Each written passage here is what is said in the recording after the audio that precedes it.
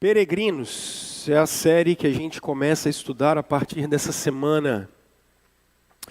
João Calvino dizia que o livro dos Salmos nada mais é do que a anatomia da alma dos seres humanos. Logo na abertura de um dos seus livros, comentando os Salmos, o reformador de Genebra nos dizia isso. Quando nós lemos os Salmos, nós estamos nada mais do que vendo como gente comum, gente como a gente, peregrinou nessa terra, andou nessa terra, mas tendo fé. E por que João Calvino dizia isso? Porque os salmos são viscerais. E por que viscerais, pastor Rômulo? Você vê salmistas dizendo, das profundezas eu clamo a ti. Os caras estão num perrengue daqueles assim, fora de série. Quando eles dizem assim, Senhor, até quando?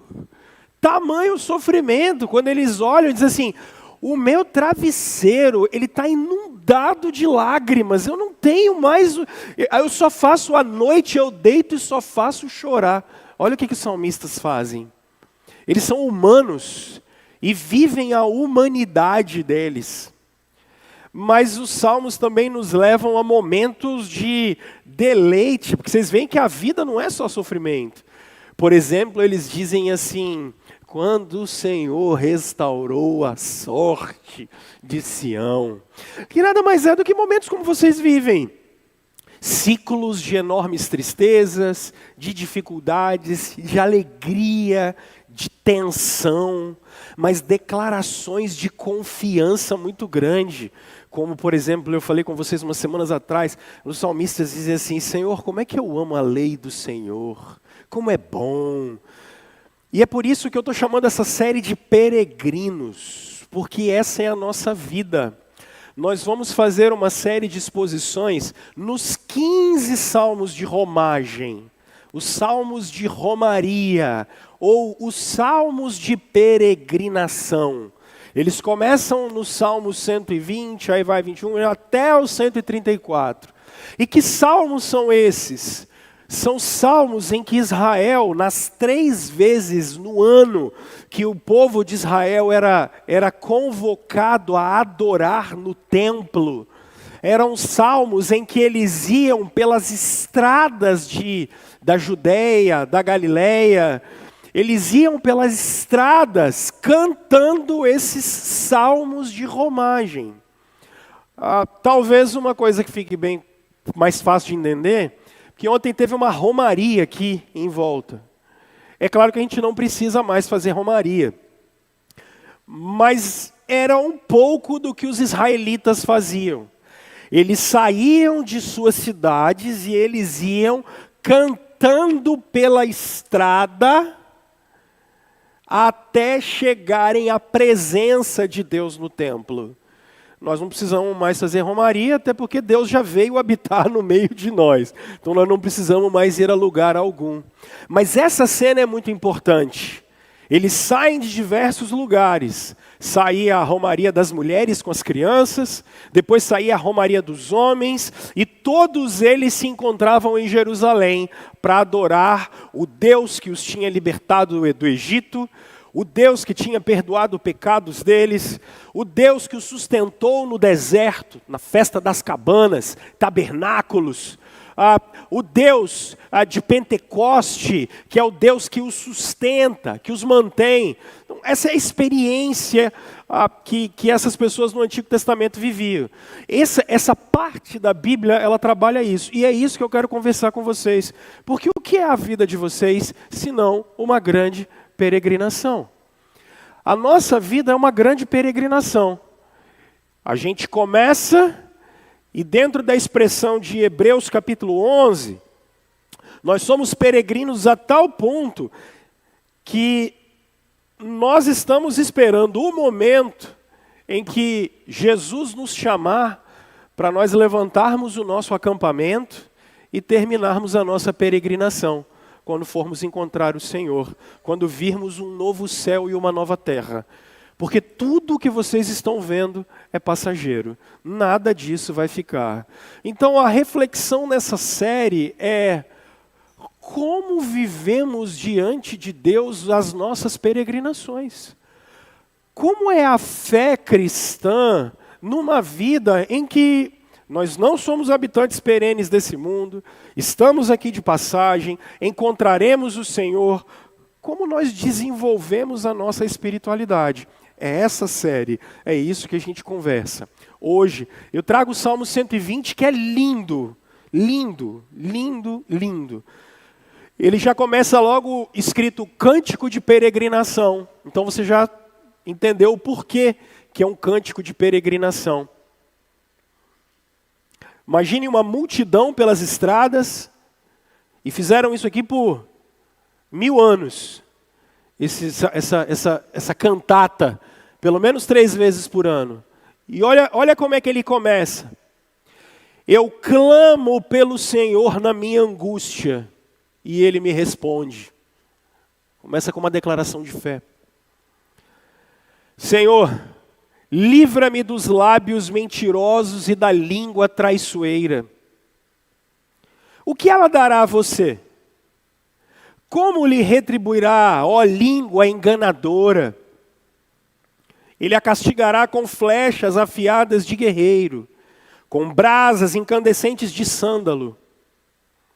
Ai de mim, que vivo como estrangeiro em Meseque, que habito entre as tendas de Quedar. Tenho vivido tempos demais entre os que odeiam a paz. Sou um homem de paz, mas, ainda que eu fale de paz, eles só falam de guerra. Vamos orar? Senhor, a sua igreja quer ser uma igreja saudável, de gente que ama ao Senhor, que ama meditar na sua palavra, que ama orar, que ama buscar a sua presença. Nós temos buscado isso incessantemente, Senhor, buscado a sua face. Enquanto nós estamos aqui, pedimos que a bênção do Senhor repouse sobre nós e que o Senhor ilumine o seu povo para conhecer o Senhor mais e mais. Se mostra a nós por sua palavra e ajuda-nos a temer e amar ao Senhor em nome de Jesus. Amém. Amém. Meus irmãos, vocês já visitaram algum lugar mais de uma vez? Então, por exemplo, se você visitou alguma cidade mais de uma vez. Quando você chega naquela cidade, ou num monumento, ou em algum lugar, quando você chega nele a primeira vez, qual é a reação que você tem? Então, por exemplo, você visitou, você não mora na Grande Vitória, mas aí você chegou em Vitória e você tem aquela visão da Terceira Ponte, por exemplo. Quando você sai e atravessa Vitória até Vila Velha, você olha para o lado esquerdo, você vê o mar, porto lá de Tubarão, aquela vista linda. Você olha para o lado direito, a Baía de Vitória, a Praça do Papa. Do lado esquerdo, você tem o Morro do Moreno. Aí você vê os navios passando, você vê a enseada do Suá toda. Quando você olha aquilo a primeira vez, você diz, uau, que coisa linda, isso aqui é bonito demais. Você olha, tira foto. Quando você passa a segunda vez, ainda tem algum tipo de encanto. Mas quando você passa terceira, quarta, quinta vez, você já está mais preocupado se você não vai bater no carro da frente e de trás do que com a vista propriamente. Por quê?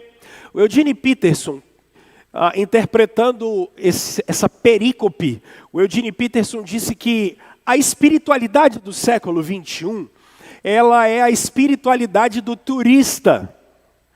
O que o turista busca quando ele vai a algum lugar? O turista chega a algum lugar, ele busca uma sensação. O turista busca uma emoção. Ele vê aquilo enche o coração dele de alegria, de euforia, seja qualquer coisa, e ele vai embora, e depois ele nunca mais volta naquele lugar, porque o objetivo dele foi satisfeito. O problema é que a fé cristã não pode ser vivida por turistas. Porque vocês já pararam para analisar a vida de vocês e vocês já viram que há ciclos de sofrimento na vida de vocês que demora tempo demais. E que às vezes parece que não passam. Não é com um passe de mágica que a gente resolve. Pelo contrário, eles demandam tempo. Há momentos de bonança na nossa vida que demoram tempo demais às vezes. E a gente começa a se perguntar assim, rapaz, o que eu fiz para merecer tamanha bondade de Deus? Por quê? Porque a vida cristã não foi chamada para ser vivida como se fôssemos turistas. A vida cristã é uma vida de cidadãos do reino dos céus. O que significa isso? A vida cristã, na visão do Eugene Peterson, é uma longa jornada. E qual é a grande dificuldade? Você é obediente ou não? Você ama o Senhor ou não? Você anda com Deus ou não? Porque nos ciclos da nossa vida, a grande questão não é o estado que estamos vivendo, mas é se vamos terminar a nossa jornada fiéis. Se no meio da nossa peregrinação, nós somos fiéis. Por isso, os cânticos de romagem vão nos ajudar a pensar, pessoal, como vamos peregrinar de maneira obediente?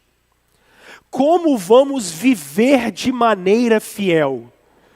Como, independente das circunstâncias, nós vamos para uma longa jornada, porque a vida da gente é uma longa jornada.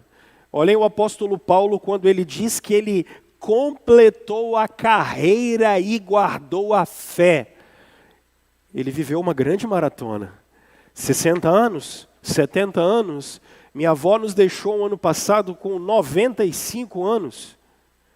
Quanto tempo de peregrinação teremos? Não sei. A grande questão é, a fé cristã não é uma fé nissim miojo, instantâneo. Não é. É sobre como ao longo da jornada permanecemos obedientes. Ao longo da jornada somos fiéis. O Salmo 120 abre essa sessão. E ele começa com uma declaração. Observem que ele começa o verso primeiro dizendo de como ele está se sentindo. E se ele fosse evangélico no século 21, o pessoal ia mandar repreender que é demônio. Porque ele está dizendo, eu estou angustiado. Eu estou angustiado. E nós que assistimos filme de Hollywood, nós que assistimos novela brasileira, como termina filme? Tudo termina muito bem. O mocinho resolveu o problema, a mocinha vai viver feliz para sempre. Novela é do mesmo jeito. Olha como é que o salmista termina o salmo no verso 7. Está tudo bem? Está tudo feliz? Não.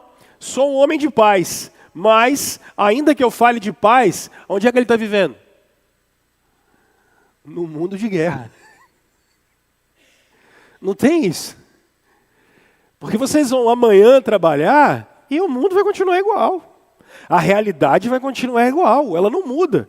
Ele começa o salmo angustiado e termina o salmo no mundo de guerra. Não mudou. A realidade que ele vive é essa realidade. É uma realidade de dificuldades, em que ele está angustiado, em que ele vive num lugar, olha o verso 2. Senhor, livra-me dos lábios mentirosos e da língua traiçoeira. Ele vive num mundo de guerra, ele vive num mundo em que a mentira é generalizada. E é por isso que eu estou chamando, e eu estou levantando esse tema desse texto, dizendo que a nossa peregrinação, ela acontece em um mundo de mentiras.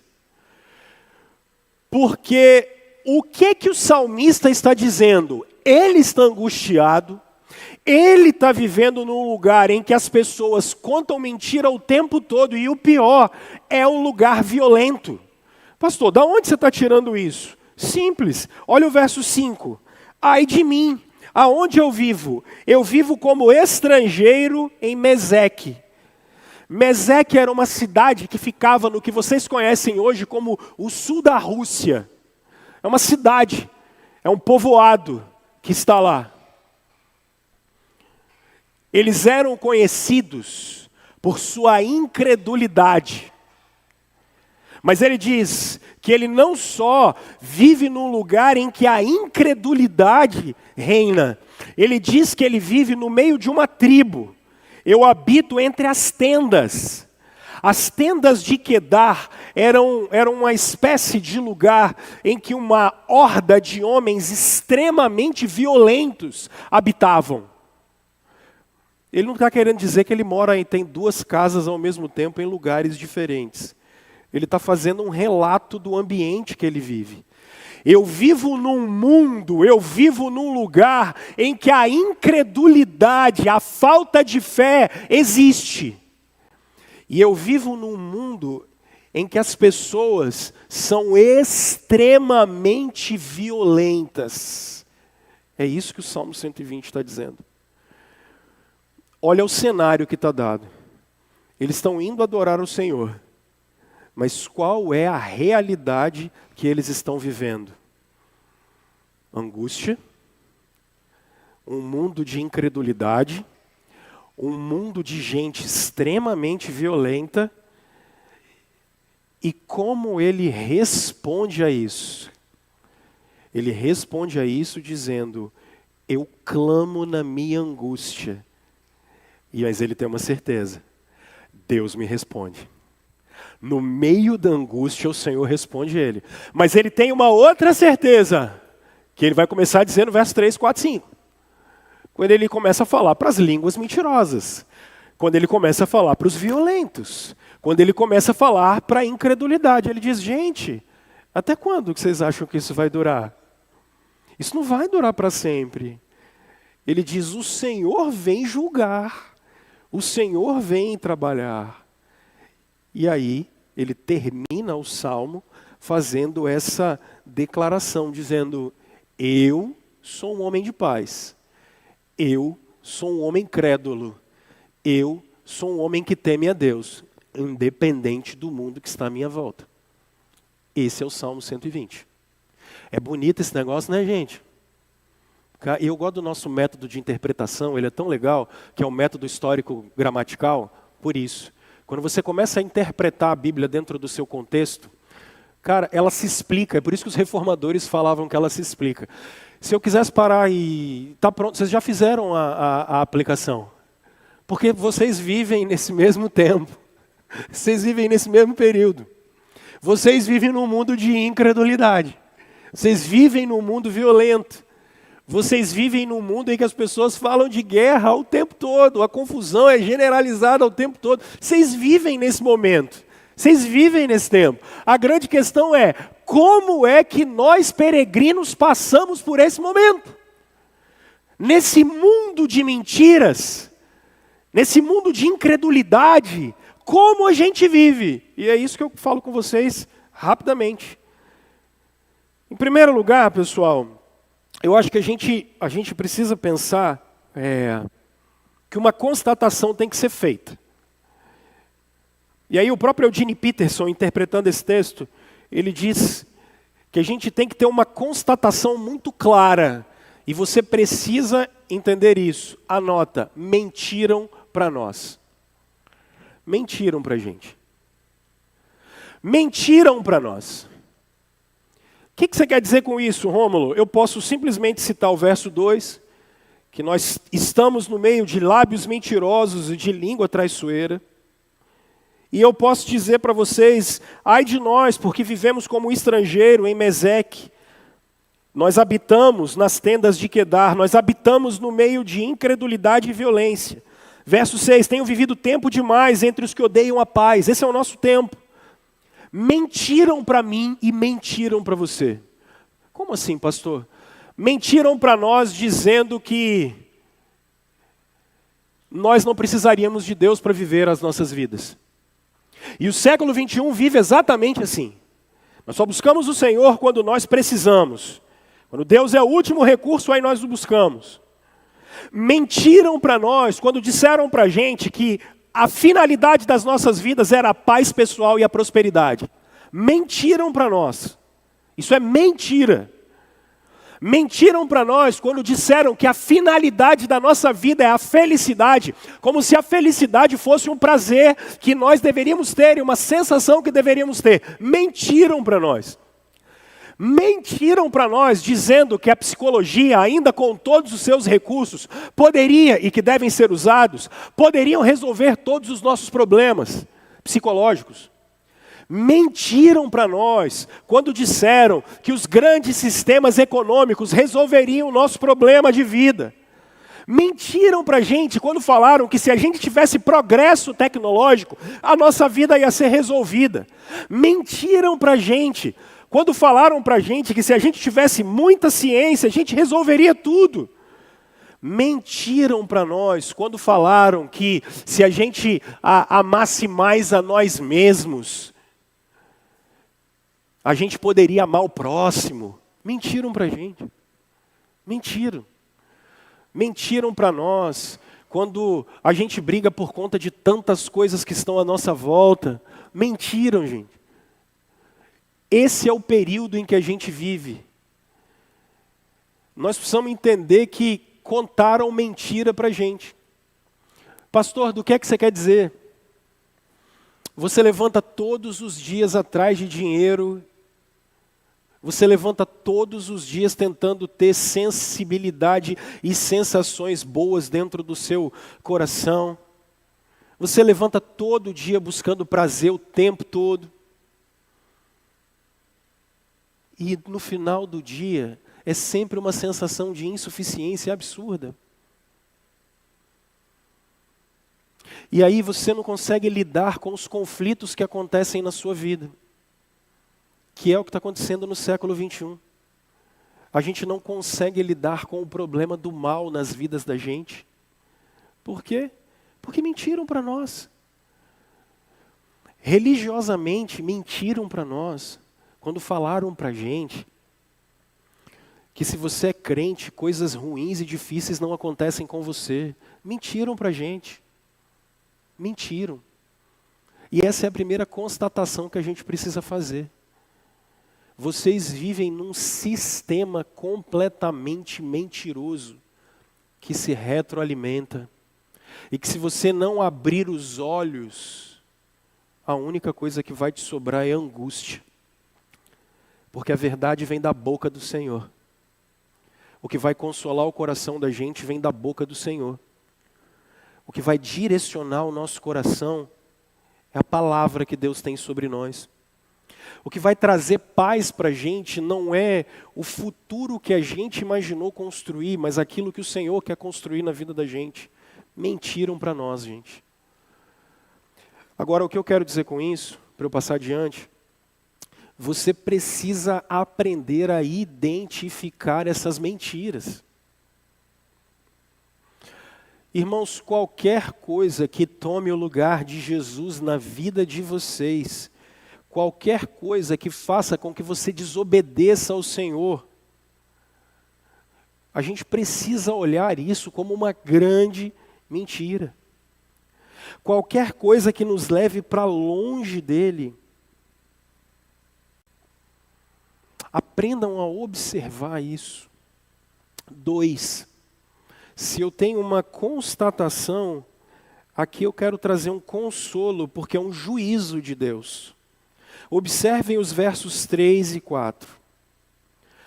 O salmista, no meio desse mundo mentiroso, ele está dizendo assim: ô língua mentirosa,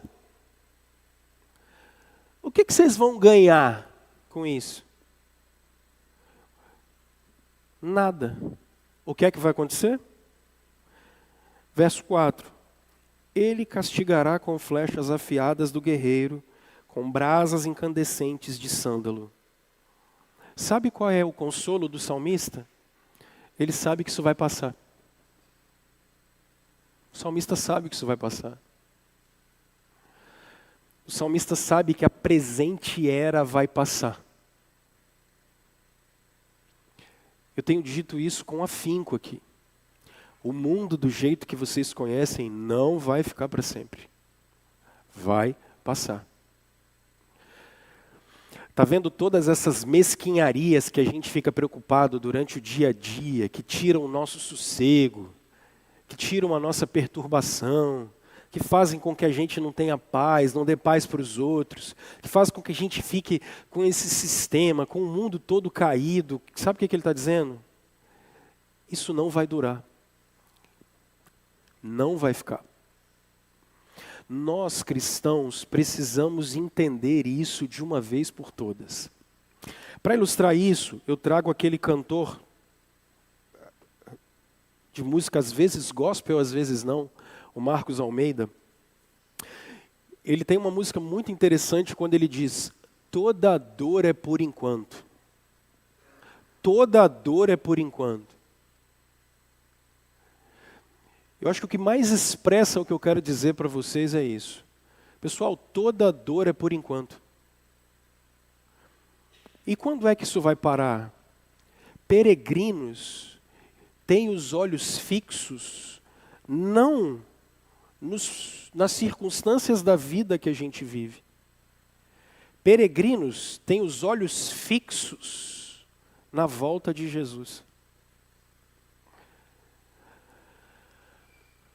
Quando vocês estiverem a partir da saída de vocês daqui, não olhem as circunstâncias em volta de vocês. Olhem para a volta de Cristo.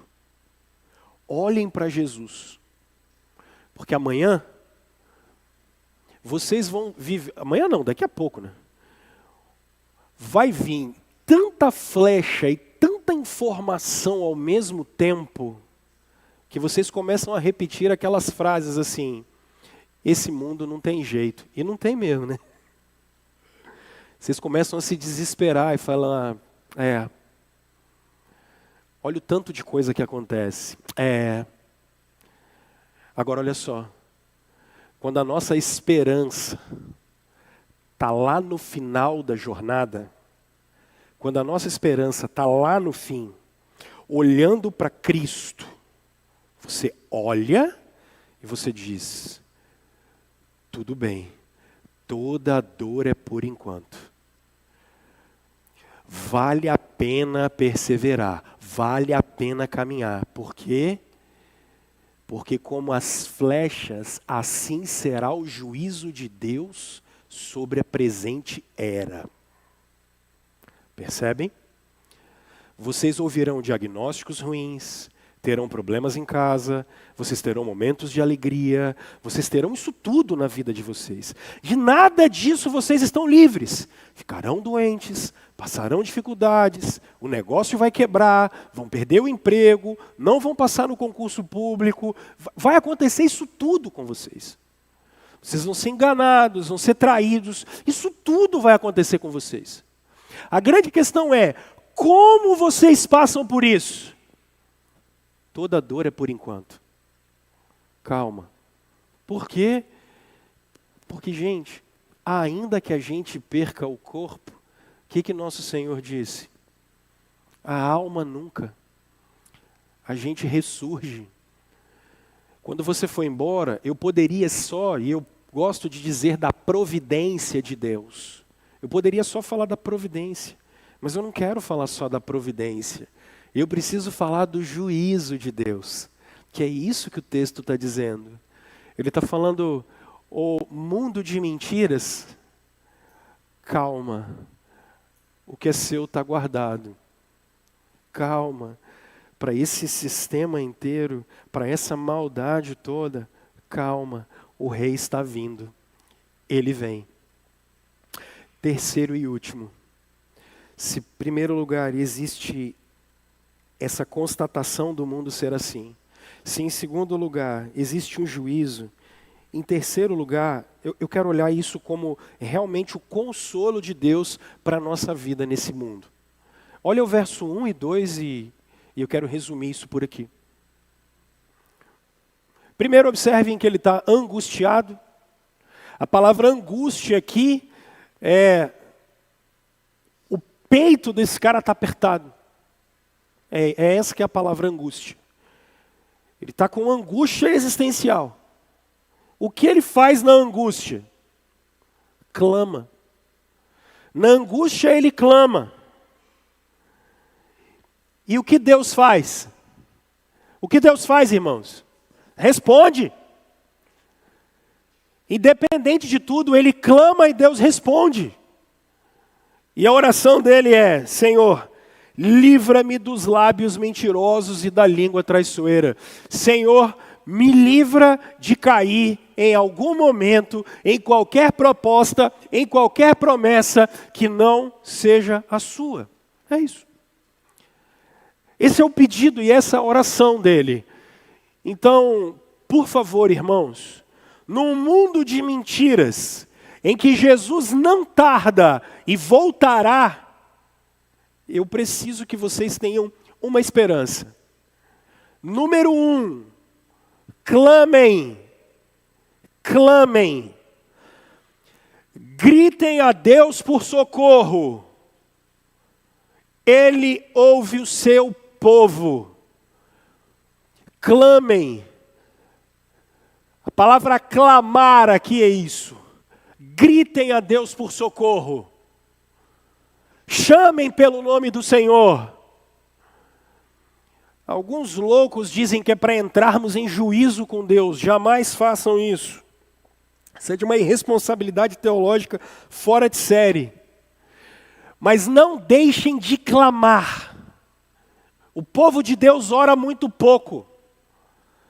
A gente busca a presença de Deus muito pouco.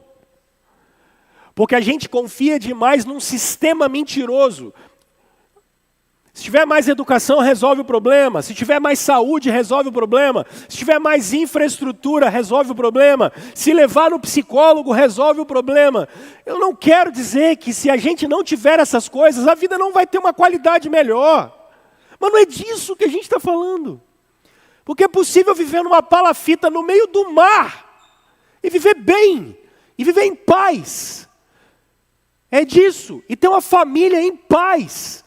É possível você viver numa palhoça lá no alto do Mestre Álvaro sozinho. É possível viver lá. Sem ter boleto para pagar e preocupação. Porque não é sobre isso que é a vida humana. É sobre como nos relacionamos com o Deus Criador através de Jesus. E é isso que o texto está dizendo. Clamem. Irmãos, busquem mais a face do Senhor. Parem com tudo para clamar. Vocês andam angustiados, preocupados, morrendo de ansiedade por tantas coisas, algumas justas, outras injustas. Só que qual é a certeza que vocês precisam ter? Porque tem gente aqui que não ora há tanto tempo que não sabe nem do que eu estou falando, porque começa a falar 2, 3 palavras, não é que dá sono, porque não dá sono, porque nem acredita mais nisso. Simplesmente não acredita. Deus ouve as orações do seu povo. Na angústia, clamem e vejam a resposta do Senhor. Deus vai falar com vocês de 3 maneiras diferentes. Estou sendo bem calvinista aqui. Deus fala pela palavra. Deus vai falar com vocês pela palavra dele. Deus vai falar com vocês pelas circunstâncias da vida de vocês. Vocês vão perceber os livramentos. Vocês vão perceber a direção. Isso é providência. Deus vai falar com vocês durante a direção da vida de vocês, onde Ele está colocando vocês. E o Senhor vai falar com vocês através de pessoas. Não estou falando de profetinha do vale ou profetinha do monte, não. Não estou falando de nada do que eis que te digo, meu servo. Para com essa doideirada, essa crendice absurda. Deus vai falar com vocês usando e botando pessoas sábias na sua vida. Conselheiros fiéis, gente que ama ao Senhor, gente que tem discernimento da verdade. que sempre vem, como Paulo disse para Romanos, com a palavra de sabedoria, que é dom do Espírito para falar com a gente. Você precisa discernir isso. E sendo bem reformado, Deus vai responder às orações de vocês. Então, menos crendice e mais. Calvino dizia que orar é respirar o Senhor. Respirem o Senhor. Parem as vidas apressadas de vocês e clamem. E qual é o alvo do clamor da gente? Senhor, livra a gente. Livra a gente das mentiras. Vocês que têm crises de fé. Vocês que têm crise de fidelidade. Vocês têm crise de amor a Jesus. Senhor, livra a gente disso. Senhor, olha para o meu coração não está afastado do Senhor.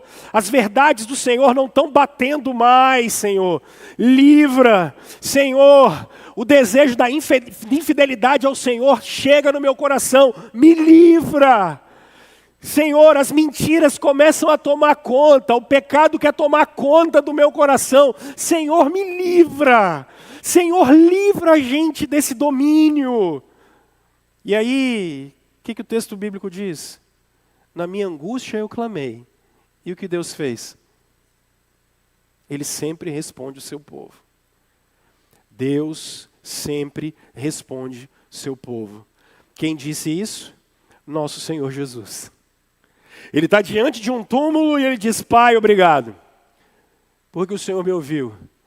E ele diz, na verdade, o Senhor sempre me ouve. O Senhor sempre ouve. Agora, que a resposta do Senhor seja aquela que a gente queira ouvir. Muitas das nossas crises de fé é porque a gente não quer ouvir a resposta do Senhor. Você não constrói a sua história. Os existencialistas estavam errados. A gente vive a jornada. Mas quem constrói ela é o Senhor. A gente faz as nossas escolhas diárias. Mas por trás de nós está o grande artista da história. É o Senhor. É Ele quem conduz a nossa história. Por favor, irmãos, nesse mundo de mentiras, eu quero concluir falando para vocês, em primeiro lugar, não percam o foco. Não percam o foco. Qual é o foco? O foco é o Senhor. Não percam o foco. Vocês são peregrinos. Vocês caminham para Jerusalém. Não aquela física. Vocês caminham para Jerusalém celestial. Vocês caminham para um novo céu e uma nova terra. Olhem para lá. No final da jornada da nossa peregrinação está Jesus. E se fosse uma maratona, qual seria a visão? Jesus está na linha de chegada, porque Ele já correu essa maratona em nosso lugar, Ele já morreu a nossa morte, Ele já ressuscitou a nossa vida, Ele está lá no final olhando para mim dizendo assim, Rômulo, não para. Jesus está lá no final dizendo, Rômulo, não muda a direção do caminho, vá até o final. Jesus está olhando para mim e para você e dizendo, termina a sua peregrinação. Eu estou aqui na linha de chegada. Agora, para ir mais profundo, Jesus ainda mandou o Espírito Santo para falar assim, toma um copinho de água, respira, quer uma massagem nas costas, vamos lá. Um tempo desse atrás, uma irmã muito querida chegou para mim e falou uma frase que eu confesso que tenho levado nos últimos meses para a minha vida. Ela falou para mim assim, pastor, quando você estiver cansado, não desiste. Para e descansa. E volta a caminhada.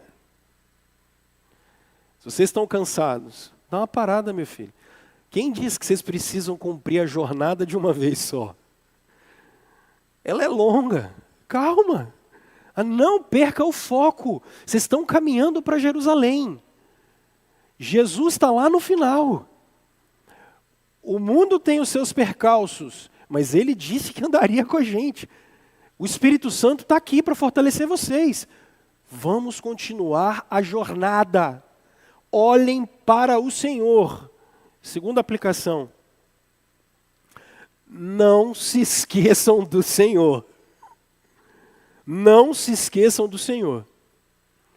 Amanhã, quando aquele monte de demanda chegar para você, a adrenalina vai bater no seu corpo, vira cortisol rapidinho e você dá uma cansada logo no início do dia. Calma, não esqueça do Senhor. Olha para Ele, clama, senão a gente não consegue terminar a jornada. Olha para o Senhor, olha para o Senhor. Não se esqueça disso.